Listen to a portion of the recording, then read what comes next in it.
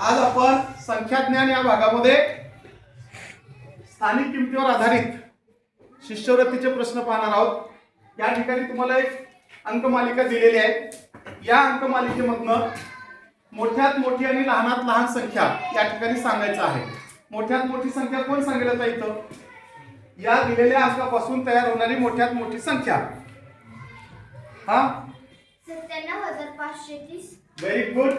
बघा, पहिल्यांदा सगळ्यात मोठा अंक 9, 7, 5, 3 आणि 0।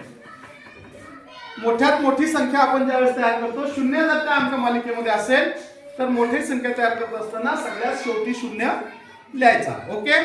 लहानात लहान संख्या कोणत्या संख्या?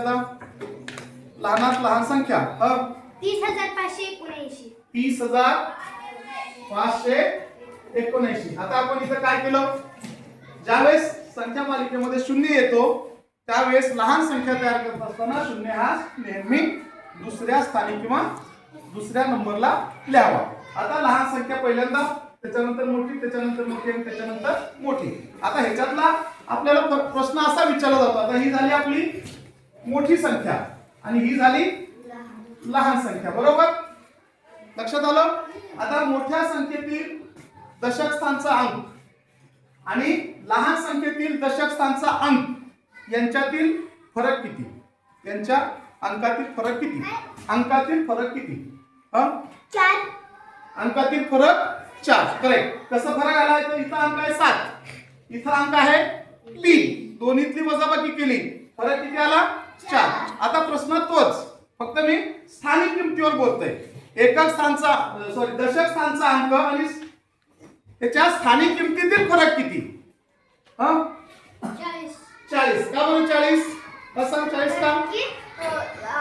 तुम्ही फक्त संख्या विचारली। संख्या विचारली, आता काय विचारलं? स्थानिक किंमत। मग आता स्थानिक किंमत म्हटल्यानंतर ह्याची स्थानिक किंमत किती आहे? 70।